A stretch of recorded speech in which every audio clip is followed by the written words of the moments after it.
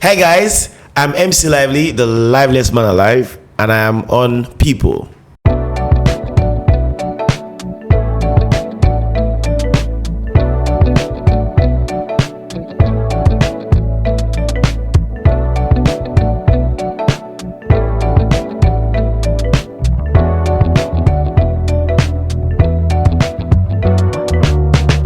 Welcome to another episode of On People, a podcast on people at work, where we dive into stories, insights, and learnings from the forefront of Africa's work scene. My name is Tone, and I am back here with my co-host, Anima. Today's guest is one of Nigeria's most recognizable comedy voices. His law background has helped him infuse unique perspectives into his comedic writing, creating the iconic Barrister Mike character that has made millions of people laugh. He started as an MC in 2013, transitioned to comedy in 2015, and built his career through viral Instagram skits that tackle real Nigerian issues with raw honesty and humor. From his humble beginnings to performing alongside established comedians like Akpororo and featuring in Nollywood films like 7.5 Dates and introducing the Kujus, he's proven that a thriving career can be built from passion and talent. Announcing the arrival of Michael Sani, aka MC Lively. Welcome to On People. Welcome, Michael. Yeah. Happy to be here. I'm very excited to have you. So I want you to explain your names, because everyone knows you as MC Lively, right? Mm-hmm. But you have this nice, full, long, rich name, right? Yes. Michael Amanesi Sani Pius. Aluyo. I'm Pius. I'm Pius, yes. So take us away. I suspect that there's a lot behind the names. Yes, there's a lot of story. There's a lot of story. Some are mine, some are my father's, some are my mom's. Yes. So the first one, Michael. Mm-hmm. That one's plain and simple because my parents are Baba Ijo and Mama Ijo. Catholic? Yes, Catholic. Yes. Catholic, and every name has to be from the Bible. And my mom's always saying, "Oh, anytime you have a problem, just call on Archangel Michael. Just call on Archangel Michael. Your namesake is there for you." So that's the background behind Michael. For the Amanesi, which is my hometown name, it means you don't decide for God. Yes. We agree. This happened because I came 2 weeks earlier than my time. Oh, nice. So my mom was prepping to go to the village to have me. The night where she was supposed to travel, the next day, she already packed her bags and everything. That's how I'm told. It was that night that I came. Amanesi. Because apparently I wasn't You don't decide for God. You're not going to go to the village. I wasn't going to go to the village. I'm not going to be a village boy. I was going to go to the village. Wow. What's interesting is as I grew older and parents didn't let us go to the village, it was now me who was gingering that I must go to the village. I must go to the village. I must go to the village. The irony of life. Yeah. Yes, so that's how Amanesi came about. Then Aluyo. Aluyo is actually my dad's surname. Okay. That's his original surname. So his siblings bear Aluyo, his dad bears Aluyo.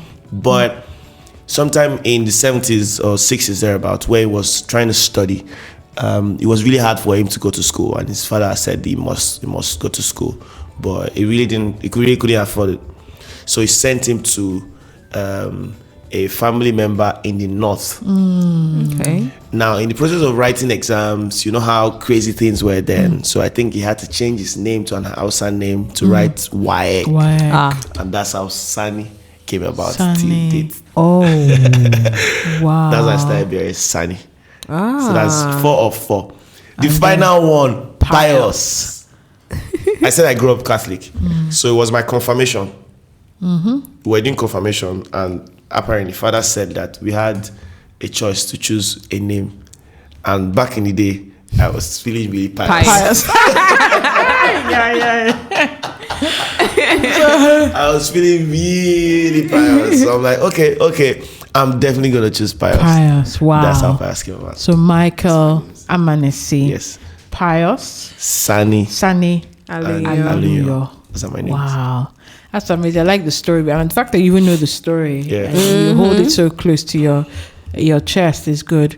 So, I mean, looking at you, just talking with you before we had the mics rolling or on, two things are clear. You enjoy talking. You're funny. You've been making us laugh the whole time. Thank you. But how did that evolve? You had shared earlier that by 7, you already. How did that evolve? How did that happen? Yeah, it was at 7 that I discovered that I had quite an interest in making people laugh. So we had this drama in school where this end of the year drama, Jesus Christ, the story of Jesus Christ, and then the best actors, they'll play the role of Jesus and his disciples, and then there's Mary, and those are like the major actors. Ones. Then they now said I should play Joseph the carpenter. I mean, I'm sorry, it's just the way you put it. I'm like, Joseph doesn't even have lines. At least you were smart enough to know that. Joseph doesn't have lines. I had like 1 or 2 lines. So what am I doing here? What will I say the rest of the time? What have I doing here? You just be hammering things. Joseph the carpenter. Then I kept thinking, how do I make this memorable? It's insane that I had that kind of thought process. You're like, I've been shortchanged. I need to show myself. Yes, I was really interested in that drama. It was then I realized that I was very interested in impressing the people who were seated there. And I'm like, I have to make these people laugh. I don't know why, but I'm like, I have to make these people laugh. And I said the line in a way that made people laugh, and they laughed. And I think it was then I realized, okay, there's something here. But of course, in the moment, you would not know. You wouldn't know, yeah, and you're young. Yeah. You probably just enjoy that moment, but I didn't really know, okay, this would evolve into this. However, comedy piqued my interest from then. And I think that I started to pay attention to people who were funny. So it would mean that a lot of my friends growing up, when I don't know how, but I think that's just how the universe works. It's when you want something, it's just like the Bible says, seek and you shall find. Yeah. Ask and the door will be open. Knock and the door will open. Ask and it shall be given unto you. So I think that some underneath power just kept asking for funny people, and all of my friends, hilarious. When I say hilarious, I mean hilarious. All of my friends that I remember from primary 4, primary 5, I had such hilarious friends, and I couldn't stop learning. Wow. Yeah, I always paid attention to funny people. I love funny people. Wow. Yeah, so that's how my interest began to grow. As I grew older, I started to save money. I'm not a Nepo family. We are very Lapo. Like, very, very Lapo. It's very Lapo. Very, very, quite very Lapo. But I used to save money to buy Night of 1,000 Laugh CDs. Yes. And they buy Night of 1,000 Laugh CDs, come house. We all of us could sit down, come they watch. And they laugh. Yeah, so I realized really young that I had an interest in comedy. And so MCing, so from watching Night of 1,000 Laughs, you now moved into full-on MCing. Not necessarily. Okay. MCing started at the church. Oh, okay. You see, that's it. So church is always a good launch pad. Volunteering, right? Yeah, it has to count for something. The church is a huge part of my career. Not exactly Christian anymore, but I know that. Don't worry, we'll get there. Don't worry not. It's not a bad thing. Okay. But the church was a huge part because I was involved in everything. I was involved in altar service. I was involved in Legion of Mary. So it means, and they used to give us responsibilities from when we were very young. So they would say, okay, do this. Okay, talk. Okay, what do you have to say? Okay, Legion of Mary, pray for us. Then I joined lay readers, and that was the hardest part for me, because going up to read the Bible on the altar on Sunday morning is the hardest thing that anybody can do, because you realize that in that moment in church, everybody is listening to you. Yeah. And if you mess up like this, it's the hardest public thing. Mess up. It's the hardest thing. I like to say that maybe cracking jokes would be the second harder thing that I had to do, because even with jokes, you are there to crack jokes, but there's nothing funny about reading the Bible on the altar. Absolutely nothing. So I think that those moments just kept building my ability to hold the microphone in front of people. And presence. Yes, and presence. Then it evolved into youth events. Sometimes I used to host. So when I used to talk in church, I used to really, really enjoy dropping points in youth meetings, because I always found a way to say something funny. I always found a way to say something funny, and it made me so. I used to look forward to youth meetings. Yes, you know how you go to church, then after everybody had gone, that's when we'll now start doing youth meetings. It used to take sometimes 1 hour, 2 hours. We are hungry, there's no food. Yeah. But I'm really excited because I knew that very soon I'm going to talk and people are going to laugh. Yeah, it was very exciting for me. So I think that's how I started to build my career. But the first MC work that I really, really did, I think it was even Francis that gave me the job. Oh, interesting. Yes. Your brother, Yes, Francis. my brother. I was in 300 level then, and they were doing this dream seminar thing. You know, yes, dream seminar. So they needed an MC. It was the biggest crowd that I MC'd in front of. It was in Odudua Hall, and I dazzled. Wow. So I dazzled. I dazzled. I was really happy to be there. I dazzled. And yeah, I was saying something earlier that there's certain events in my life that just really shaped my perception of what I can do. I've always had doubts. Even till now, I still have some shreds of doubt. Yes. But the only thing that removes doubts from my mind is when I hold that microphone, step out in front of people, and do something that I didn't know that I could do. And that event is one of those events that made me know that, yes, I can make people laugh on a large scale.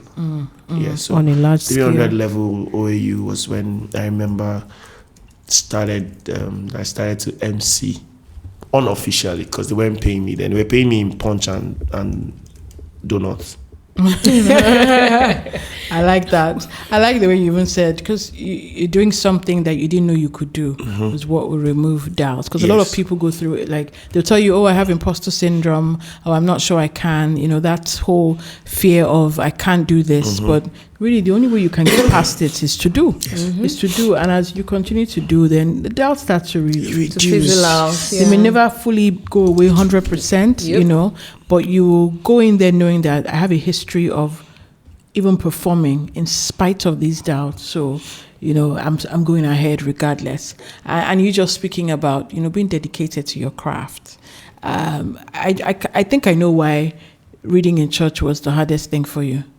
Why? Because you're not there to make people laugh. Yes. Laughing is your natural, natural and so now your natural state. Now you have to be solemn. You have to be serious. You can't even smile. You have to be pious. You can't smile, oh. You can't smile, oh. Yeah, it was hardest. I like that. Okay. I absolutely respect the church. Absolutely respect for that. Yeah. So for you, having come through all that you came through, experiencing comedy, making people laugh, enjoying that, and then the serious stuff that you added along the way, content creation seems to be something that at the time you started it, not a lot of people were doing it. And if we're being honest, it's a lot of work. It is a lot of work. So what did you see in 2015 that made you think that, let's tour this part? What did you see, that was not visible to everybody else, I was looking for forms of expression. And it wasn't exactly working out for me. 2015 was a very pivotal year because while I knew I was a great MC, I knew that if you call me to MC an event, even if I'm sleeping at 2 a.m., you say, Lively, come and host this event. I know that I'll kill because all I need to do is engage people. I don't necessarily have to prepare any jokes that I'm going to crack ahead because I'm really spontaneous. So I crack jokes. If something happens now, it's very easy. I think that's my superpower. I have a way of finding something that will connect it and that will make me just crack a joke out of it very, very quickly. So it doesn't concern me when I want to MC events. However, performing comedy at events was a different ball game. You need to prepare your jokes. Then spontaneity can come in after you have prepared your jokes. But you don't know that until you start to perform. So this is me MCing and thinking I could use that same spontaneity to go and crack comedy jokes. So when I decided to full on do comedy in 2015, it wasn't easy. And OAU is not exactly a very friendly place for people to go and test the water. We're testing things out. They will gossip you behind your back and to your face. Get this. They will gossip you behind your back and tell the person that the gossip behind your back will come and meet you and tell you what they told him. And if you meet the person that gossiped you, say, yes, I said it. And is it not true? One day, some of my friends came to me and said, this is your joke. Don't talk, I'm gone. Joke was used up. The joke is tired. I'm gone. I'll never forget that day. Yeah, I'm sure you never used that joke again. It was really hard for me to use that joke again. I'm not sure I remember the joke now. But yeah, the starting stage was really crazy for me, and I wanted to quit. But I had a friend then, MC Edis. Also, important to mention that there were a few people, even though there were not a lot, there were a few people who were already doing amazing stuff with skits. Yeah. First and foremost, Basket Mouth and Bovi, my all-time goats.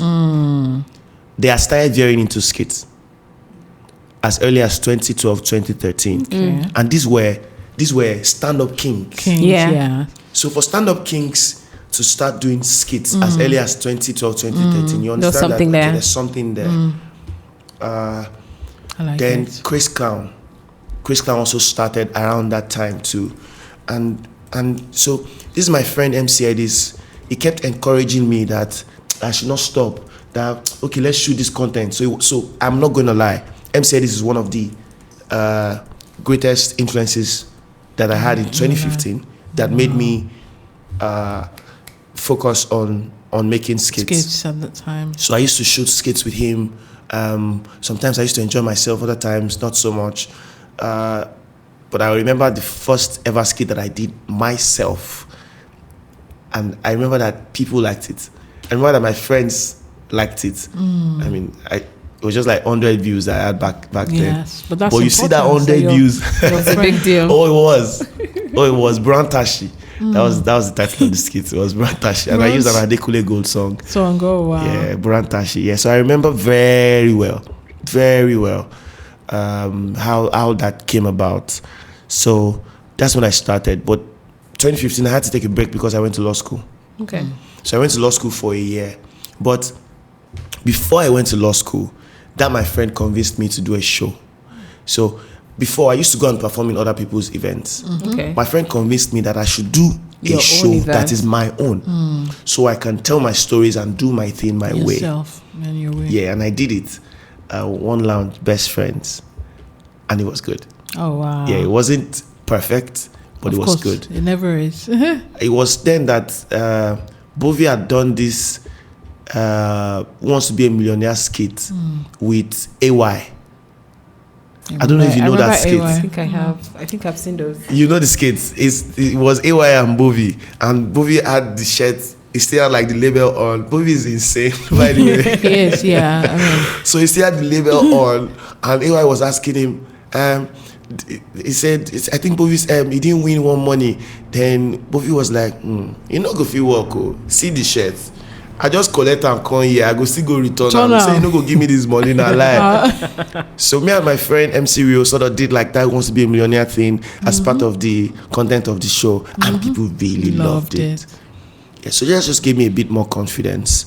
So when I was going into law school, I went with the mindset of OAU. I did well as an MC. As a comedian, not so well. But you see this law school that I'm going, everybody must know that I'm funny. So I armed myself and I said, this is my last hurrah to confirm to myself That's if I am true. funny or not. not. Now, it wasn't like I was performing poorly in school. Like I came out of OAU with a second class upper. I'm well done. very serious with my books. Very serious with my books. Married myself to my books. So I knew that, and I liked law. I didn't dislike it. I knew that I could be successful as a lawyer, but I wanted to know if I could be successful as a comedian, because I liked that one more. Even though it seems harder. Law seems like More a defined, straight and a more straight and defined path. Path, yeah. This other path, I had Uncertainty. no clue what could come out of it. But I was curious. I wanted to know if I could do it. So when I went into law school, guns blazing, from day one, I was making people laugh. Right, left and center. Wow. Right, left, and center. Law school by Yenagoa is one of the most pivotal points of my career. It was then that I knew that I was him. And hopefully, luckily then, people had started doing skits. Now it was a bit more popular. Arole was doing skits. Iman Ashiri, and I couldn't stop watching. Arole was really big back in OAU. Yes, it was really big. It was one of the biggest comedians in OAU, Iman MC Simba. So right after OAU, he went out to Lagos and he started doing skits. So he was a huge role model for me. Frank Donga then had started his interview series, and he was going crazy. Fowls had started to do skits as well. So it wasn't even just comedians that were doing skits. It was like anybody could do it. Anyone. So I think that those were some of the inspirations that I got, that I needed, and I got. So I just kept feeling my way into it. And when I finished law school, started service year in Ibadan, that's when I now started to experiment things a lot, and I found my branch and my character. Yeah, That was quite a journey. Quite a journey. Quite. You know, it's just good to see that you had influences and mentors. And while you were journeying through this, you were not doing it blindly. You were testing to see what worked. I mean, if there's any such thing as research and development in your field, this will be it. Yes. Because that's so good. Our field is very hard, especially back in the day, because there were not so many people who were in that field. So if you told people, "Oh, I want to be a comedian," you're an unserious person. Exactly. Yes. They're looking at you weird. When I actually started to do this, that you say I used to walk around on the streets. Yes. My mom was actually worried. When I say proper worried, that she used to. By the way, I'm an Osanle. I ran away from the house. Yeah, because my mom wanted me to do masters and all of that stuff. I'm like, what the fuck is that? The day I finished writing law school exam, I said it to myself, this is the last exam I will write in my life. I don't care. No, it's stress. Law school exam is the most stressful exam anybody can write. I don't know. Maybe medical students are the ones that I know that they write more stressful exams. But you see that law school exam, it's too stressful. So that day I said, no, I'm not going to write any other exam in my life. And my mom is there saying, oh, I should come back and plan and do masters. She come back to Ife. To do what? I'm going to the battlefield. I'm going to the battlefield. I want to know, oh yeah, come, here we go. Let's see what they are doing there. So my mom used to call me, what am I doing? My dad, on the other hand, nothing concerned now. Yeah, my dad always told me, my dad is a civil servant, so he earned salary until from the first day of his career and he always told me that he has had debt since 1980 something. Wow. He has been paying debt since 1980 something. And he has been complaining that government did not pay him since 1980 something. So he said, if you can avoid salary work, avoid it. That's fine. Thank God for my dad, because while my mom was trying to be safe and tell me to go through the routes that are already known, my dad was always telling me. She did mean well. She did. Oh, obviously, she did mean well. Did. But I wasn't gonna do that. I wasn't gonna do that. So ran away from the house, and I focused on my craft. I just wanted to see what was gonna happen. It was hard though. It was hard leaving law. It was really hard because it was my safety net and I liked it. Yes. I liked it, but service year made me know I wasn't going to practice law. The practice is so backward. Understand that we used to watch Suits. I grew up on Boston Legal. I grew up on Boston Legal. I used to watch Boston Suits. Legal was really good. And I go to customary court to leave. I'm like, what? Real? Are you guys joking me? I see the amount that lawyers are earning. I was already earning more than some lawyers just hosting events for a few hours as at 2017. Yeah. And I saw what they were earning and I'm like, okay. Yeah, that profession, like Guys. the profession for such a lovely, learned profession. Guys, it'll be I'm good to see sorry. them, earn more in Yes. a lot of the law firms. Absolutely. I know the Yes. big law firms do really well, and they have like a nice path, but the majority of them, Majority don't the earn well. I entry don't level like it's very low. I don't like it. Common knowledge. I don't like It it is at common all. It's one of the knowledge. It things is that I common hope that knowledge. I can really influence. Because people spend so much. My parents spent so much money sending me to law school. They had to take loans. And I'm like, so when are we going to finish paying? It was really upsetting. It was really upsetting. So I think it was then that I realized, okay, I'm going to have to face the eye of tiger. Yeah, and thank God that I had the influences that existed then. Yeah, so no, I like it. I like the way you've just sort of Articulated your journey. it. And with everyone, you just say we hope that your gift finds expression, and that's what you did. You were finding expression and forming expression. But I remember the first time I was introduced to you, it was just watching your skits. You're always on the streets, always walking, always lost, Always screaming, always looking, shouting, looking for something, someone. But it was interesting because I remember, back then we had. You had come to MC an event for us, and it was quite a decent amount. And the next year, that amount had gone up, and we were struggling. I was like, "What? How did it go up this much? How did it go up?" But it was good to see you coming into your own. Yes. But we know that with that fame comes a lot of people struggle to stay relatable. One of the things that you've done from the past was be relatable. Yes. People could laugh at you. People could laugh with you. How did you handle success as it came, and how did you stay authentic and connecting with the people that you had from the get-go? It was hard. It was hard, especially the years after my brother's death. I think it hit me harder than I care to admit. Because the years after, I was trying to evolve. So this is why it was the hardest. I have a comedic voice that I speak with. But it is like 10% of what I can do. But that's what most people knew me as. Yes.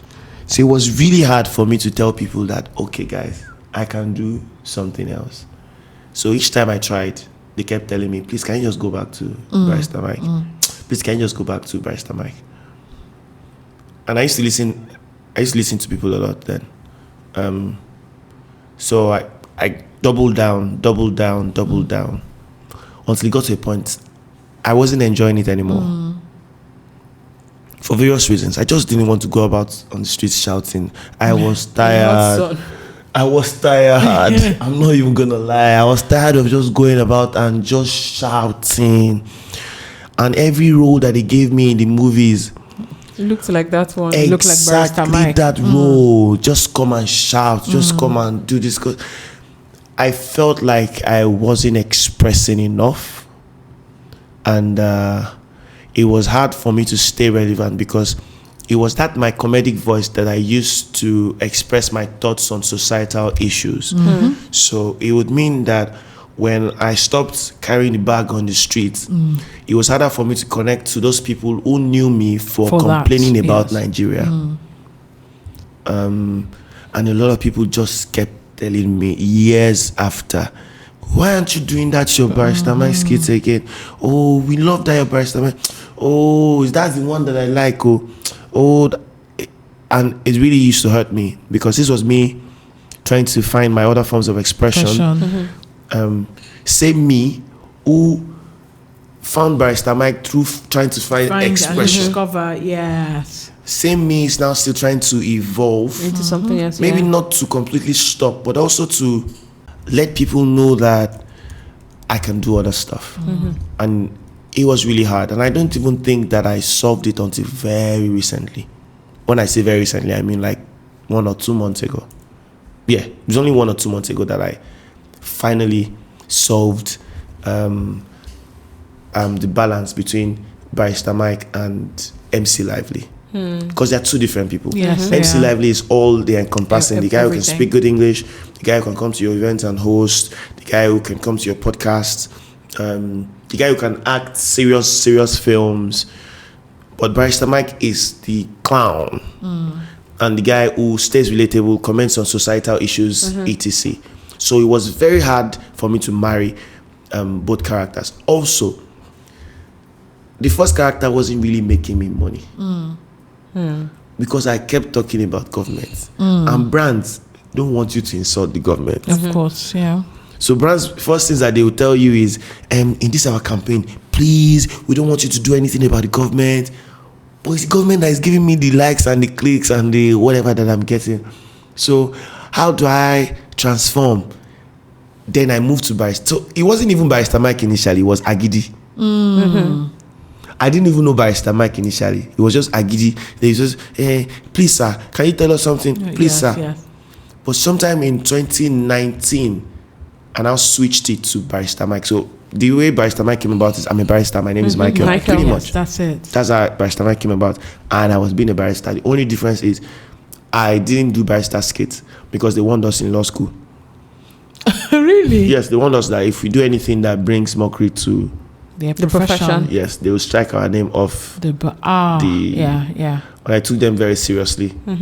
Not sure I take them any seriously as much anymore. If they want to strike it, Yeah, time has passed. At that point, you had just worked for exactly. it. So something I spent a whole year working on. You have to. I really treasured it. You don't want to call their bluff. Yes. So it was very interesting because I was a barrister that never actually went to court or took cases, and people kept saying, Barrister Mike, I have a case, but I never actually took cases in the series. So I painted the character of a failed lawyer rather than a successful one. So a failed lawyer that now had to try other things, like I'll not do other jobs. So it was quite interesting. Smart. Yes, it was quite interesting, and a very sustainable brand, because now I can do that without necessarily having to shout. I mean, I still did a couple of Barrister Mike skits yesterday. So at any point in time, I can decide, okay, today I want to do Barrister Mike. But after Barrister Mike, I made it very intentional that I also showed my other parts. I made it very intentional, even if people said they didn't like it. I don't care. Me, I like it.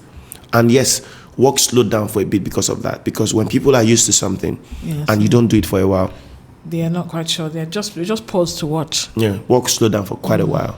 But I'm glad that I was able to find myself, evolve along with the times. I'm still evolving because the times move fast, don't they? They do. Still evolving, but I'm really glad because of where I am.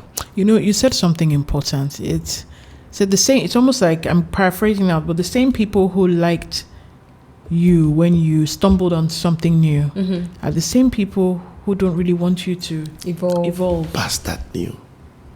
Innovate. They're just like, now you're here, stay here. Yeah. This is what we've made you, and if you're not careful, those restrictions will just be placed on you. That label will just be put on you, and For forever life. you're For Barrister Mike. For life. Only For life.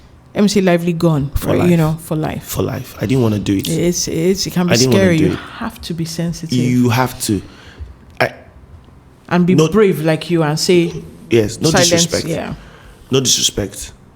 No disrespect. I said it like 3 times. 3 times now. But when you think of Frank Donga, which inspired many of my interview skits, when you think of Frank Donga, when I think of him, I think of the interview skits. Not really plenty after that. So the thing about younger ones, the son always looks at the father, sees what the father does, and carves his own part. Yes. So I think one of the inspirations I had was I didn't want to be that person who was just known for that one thing, just the interview. Yes. Some people still know me for only that, And that's fine. But there are a lot of other people who know me for other things, and that makes me really happy. That makes me really happy. So it was very important for me to continue trying stuff. It's very important for me because I needed to grow, and also I get bored very easily. I get bored very easily. Creatives, right? Very easily. If I'm doing something and I'm bored of it, I will stop. We're done. In the world will convince me. We're done. If I'm not feeling it, I can't do it. Because it flows from that part of enjoying what you do. We underestimate it. You need underestimate to. it. Because, I mean, if you're not enjoying what you're doing, people see it. They can sense it. And they also will not enjoy it. I agree. Yeah. I agree. So, in thinking about your work now, in comedic acting especially, right? We know that you started from stand-up comedy, right? You hinted that a while back. But can you tell us about the journey? How did you move from that part of testing the waters with stand-up comedy to discovering that comedic acting is your turf, I still think stand-up comedy is my greatest strength. Okay. I really enjoy it. There are a few things that make me happy in life. Okay, when I say a few, I'm not saying that I'm a sad person. You get it. But Thanks for clarifying. But there are a few recognizable things that I'm sure will make me happy. Give me a microphone. Let me crack people up and let me see them laughing in real time. There is no feeling like it. Comedic acting is not exactly the same. Oh, it doesn't give you that satisfaction. It doesn't necessarily always give you that satisfaction. Yes. Satisfaction. Because sometimes you are acting something, and I like to say lines that nobody expects. So when they give me lines to say, I really like to say lines that nobody expects because I want to see the reaction of people around me when I make those lines. That's why I said comedy is my greatest forte, because feedback is very important to me. Yeah. It's very important to me. So before people even like it on the internet, the people around me and even me, ask Dangerous Baby several times. He has to snatch my phone from me because what am I doing? I'm watching the video over and over again because I really like it. Yes. Thank you. Because I really like it. So you're your first audience? Yes, I'm my first audience. So before I say anything, it don't already funny for my head. So what I'm not trying to see now is, do you get the joke? Get it? Is it funny to you? Is it so funny when someone gets the joke, I did something yesterday now where I was saying over, radio, over. So for the first time, I used various things as radio because I used to use one thing as my over radio thing. Before. So for the first time, I used various things, and I carried a bottle of alcohol, and I said, "Hello, is that Russia branch? Over." And I started checking the comments, and some people kept saying it. Oh, Russia whiskey is like 5 and 6. I said, you got the joke. You got the joke. It makes me so happy. So yes, comedic acting is a great aspect of it. I've always known I could do that, but my creme de la creme, it's a word that is just on the tip of my brain that I can pick out is stand-up comedy. But yeah, comedic acting is kind of easier because you can wake up in the morning and say, okay, let's shoot something. So it's much easier, and I always knew I could do that. I always knew. In fact, growing up, my mom knew that as well. I think we're a family of funny people.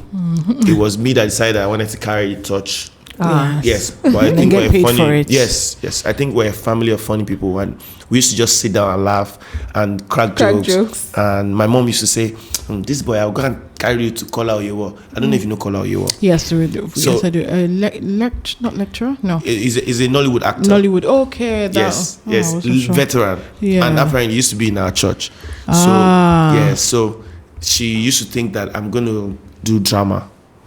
So drama was always a thing that I really loved. I even started a drama group when I was in church. Yeah, one of those times I was failing jam. I was about to even say something. He just took me out with that. I was like, you're really walking in that path that you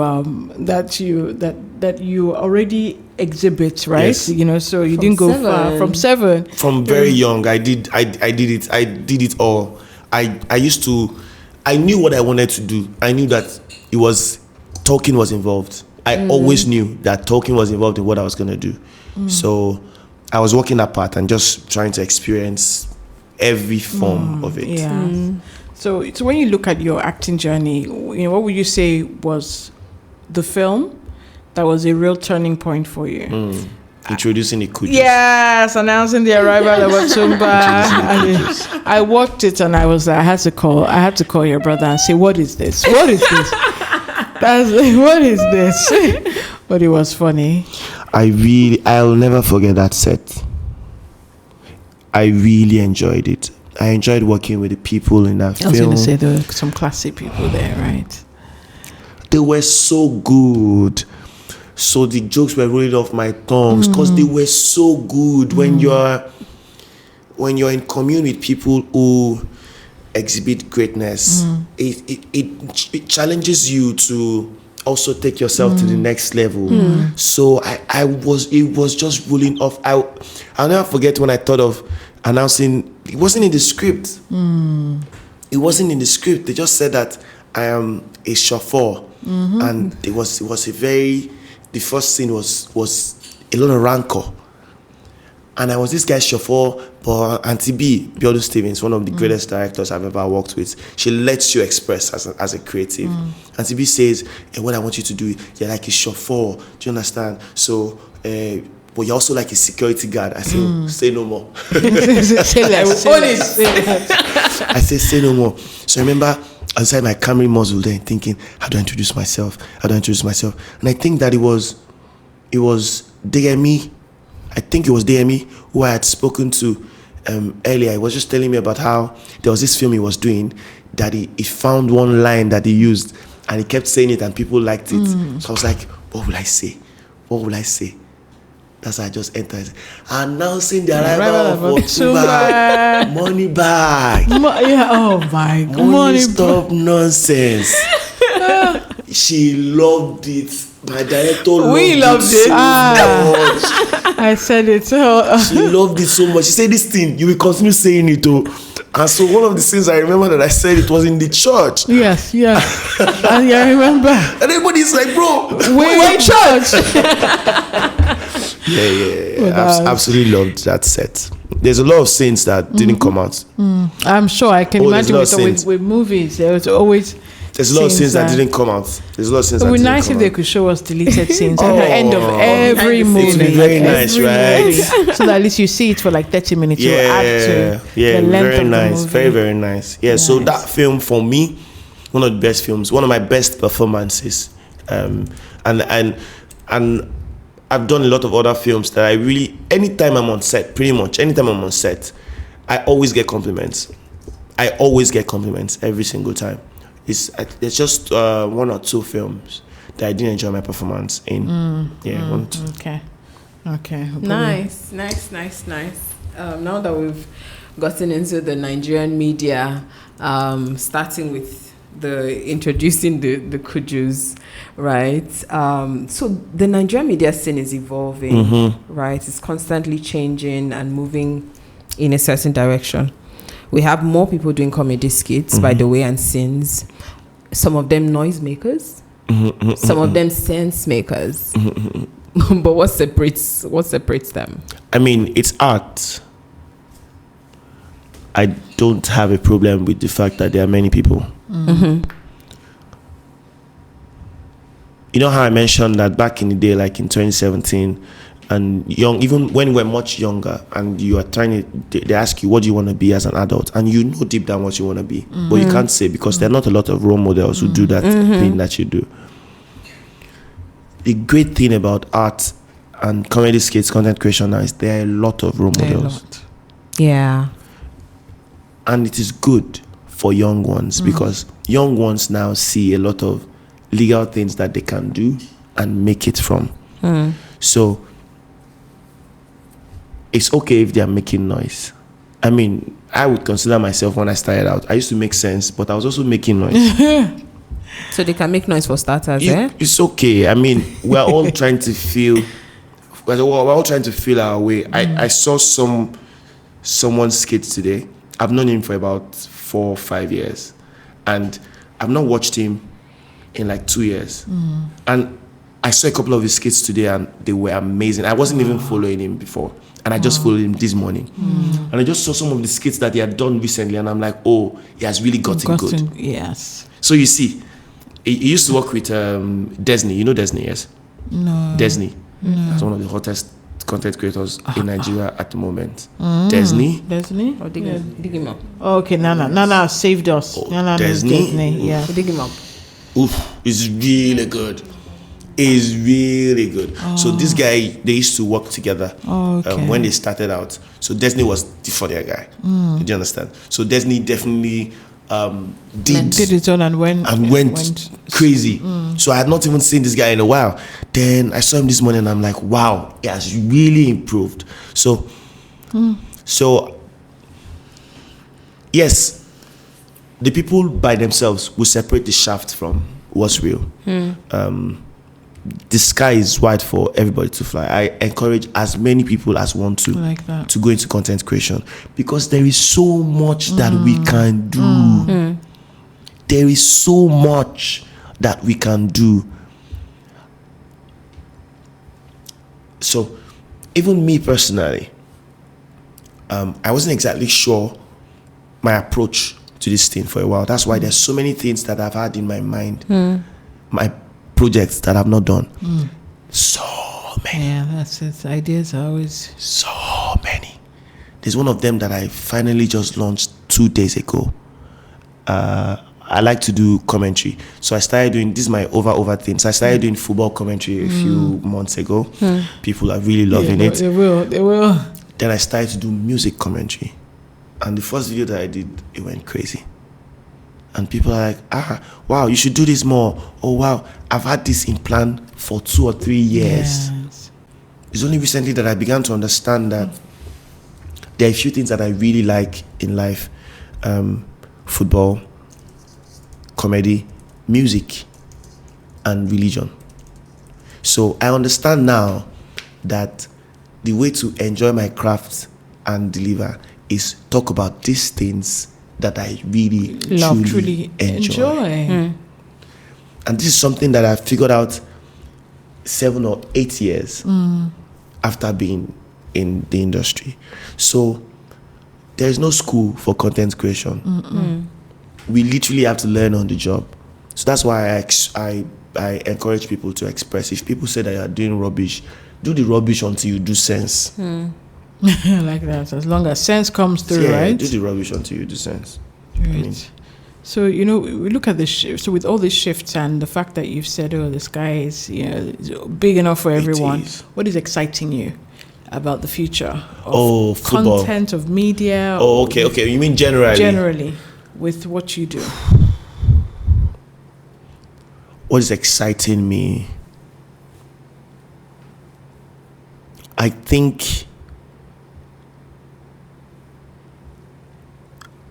if we can move from individuality and start to do things as a collective, I think that's one of the things that's going to be really exciting because we're doing amazing stuff individually. Yes.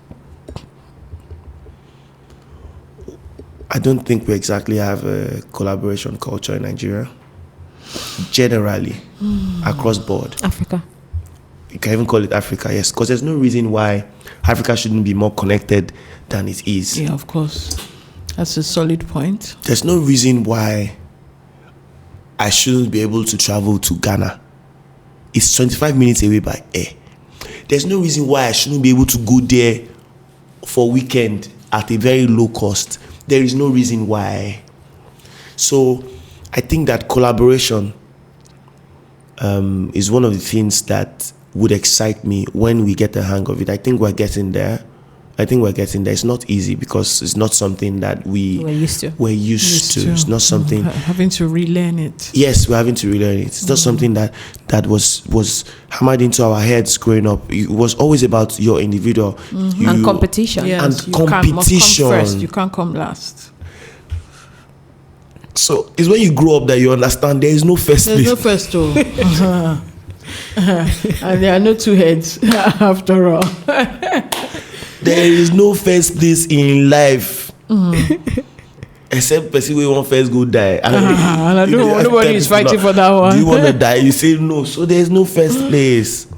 There's no first place. And there's no somebody is more successful than you. So what? He's not taking your success. That is away from. He's not taking your success. It has nothing to do with your success. So a lot of us are still in that mind space of okay, I have something, or I have to really guard it. Me, mine. It's mine. I own this thing. It's mine. So I think that with collaboration, we can really do stuff. We can do so much more. Yeah, so I'm really excited. I think that they figured it out in the movie industry. Yes, they have. You see it. They figured it out in the movie industry, so they're doing a lot more collaborations now. Yeah. A lot more. Before it used to be, I want to own my movie rights. I want to do this. I want to do that, but not anymore. They're doing a lot of collaboration now, and I like it. I like for my industry. My industry started out being very collaborative, by the way. But I think that because there's so many people now, and everybody's trying to protect their food, so. A lot of people are guarding more, a lot more guarded, but we can get there. We can get there. I'm sure we can. That's good. More collaboration, less competition. In the spirit of helping out, right? I'm going to ask you the next question, an agony uncle from someone in our community who needs MC Lively's help. Okay, so here goes. I'm the funny one at work, always cracking jokes and lightening the mood. But sometimes people don't take me seriously when it's time to contribute ideas. How do I balance humor with credibility? That's interesting. Yeah. Because as much as I'm funny, people know that I can get serious. Like, I mean, I dropped gems. I dropped one or two for you guys. I dropped gems. Yes, you dropped for us. I dropped one or two for you guys. I was really laughing. I dropped one or two for you guys. So, I mean, just be original. That's my opinion. When you're original, people can tell that you're original. Yes, a lot of people say, "Oh, you're so funny. I don't know when to take you seriously." But underneath the jokes, there's some seriousness. Serious stuff, yeah. Yes, so be original, pretty much. I thought he was going to ask me, should he quit his job and start content creation? And should he? That's what I was preparing for. Oh, is that? Yeah, and my answer would be yes. Why not? Why not? We only live once. So I had a spiritual awakening a few years ago after my brother's death. Made me understand a few more things about life. And one of the things I understood was that I don't understand anything about life. So we think that we understand. Another gem there. Yeah, so we think that we understand stuff and we know stuff. But the truth is we don't really know anything. So we need to express. Yes. And a lot of times, many of us have these talents that we are hiding. The Bible, I quote the Bible. I'm not a Christian, but I quote the Bible a lot because there are such great gems in the Bible. Yes, they are. I was in a karaoke the other day, facing a big problem.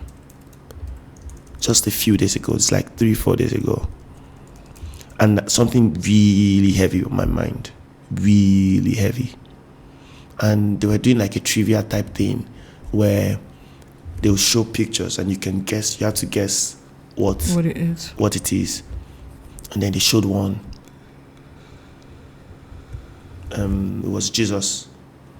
And there was an eye, and they crossed the eye like this. And the person said, oh, it was a Bible reference. So Jesus was walking and they crossed the eye. And I didn't get it, but then when they said what it meant we walk by faith and not by sight. And not by sight. That is so profound. The Bible is so profound, but we don't actually practice it, because do you know what it means to walk by faith and not by sight? It means that what you are seeing does not matter. Really, it's not real. It's not real. What you are seeing is not real. Abraham Hicks, one of my spiritual teachers, always says that what you are seeing is what is manifested already. And what is manifested is old news. It's old news. There is a lot more that you can do. So a lot of times, many people have so many talents, but they are scared that they won't be successful doing it. But however, success is you doing that thing that gives you joy. It does not matter if people like it or not. And yes, we have bills to pay. We all want to have a great life. But life is full of ups and downs, and you cannot have the ups without the downs. So sometimes you have to actually go through the down to get intentionally to get to the up. So hard as it may be to say, oh, I don't want to quit my job and focus on this. And I'm not saying that you have to, because the world is so evolved now that you can do your job and still do. If you are serious. So yes, it's important for us to experience life.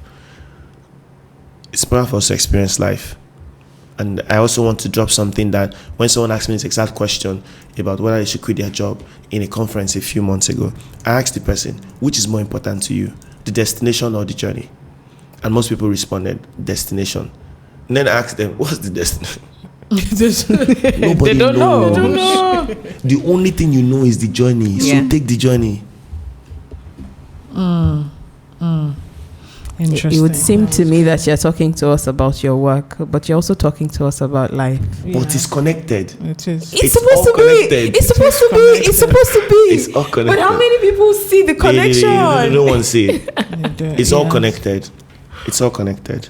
Yes, and I think, like you said, if you find something that brings you joy and you can change that thing, it would work. It can work out in the end if you really work at it. It will work out. If you seek, if you push, but the issue is now the seeking, is the pushing, is the wanting it hard enough, is the not thinking about other things that are in the way, chasing the bag, and wanting things now.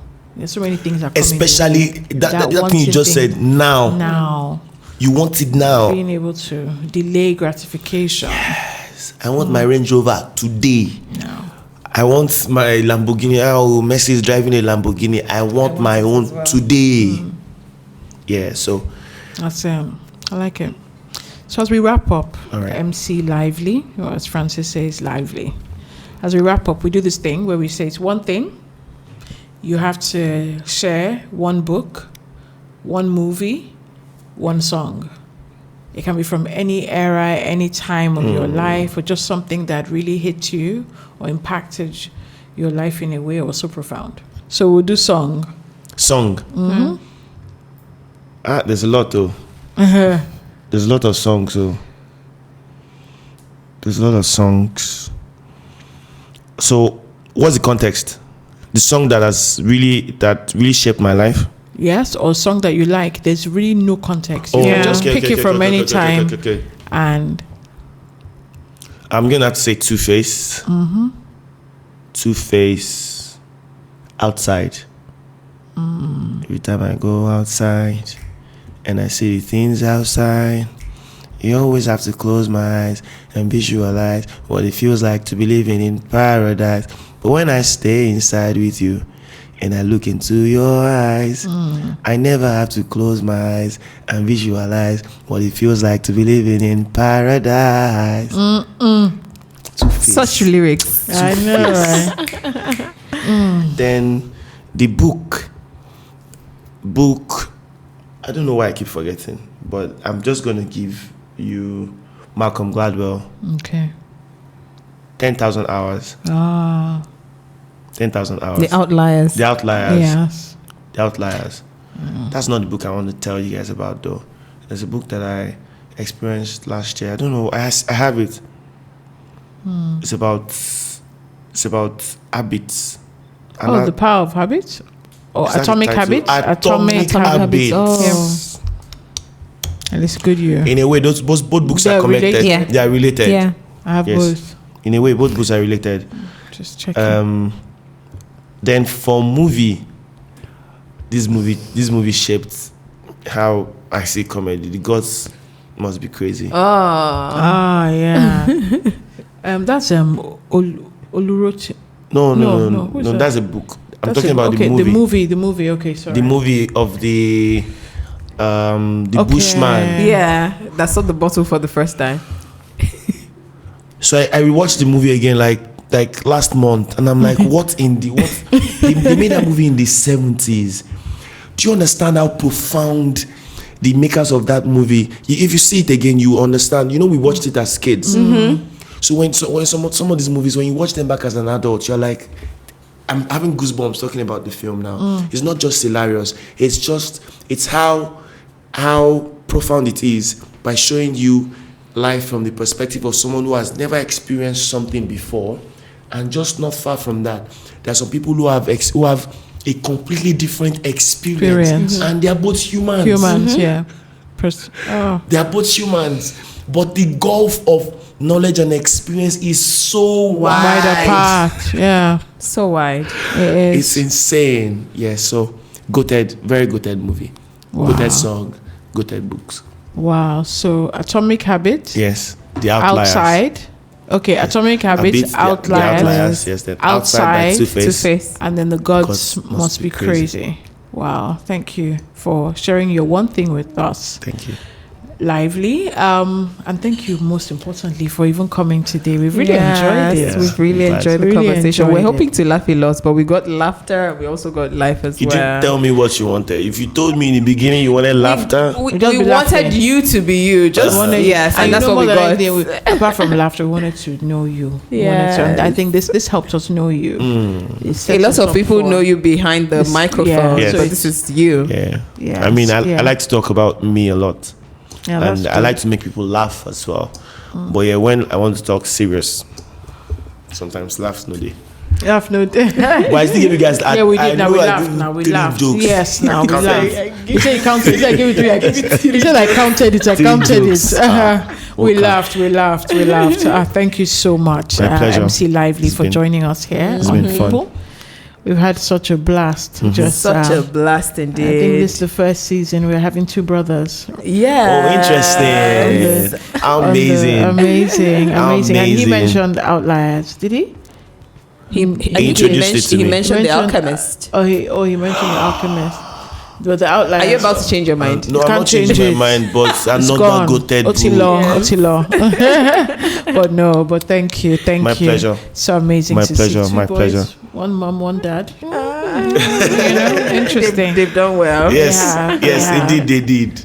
With the little that they have, they are rock stars. Yeah. The little they had, they did amazing. Raising 5 kids in that situation, it wasn't easy. It wasn't easy. They really Our did parents, amazing. to the parents who Shout do well. out to them. Shout out. Thank you so much. My pleasure. So- It's been so much fun. Woo, woo, woo. Stay lively, stay active, stay dreaming. Stay dreaming. Stay dreaming. Thank you for tuning in to this episode of On People. We hope you enjoyed our conversation with MC Lively as much as we did. Don't forget to subscribe and listen on your favorite podcast platforms. To keep the conversation going, drop comments and ask questions on our social media handles. Until next time, bye for now.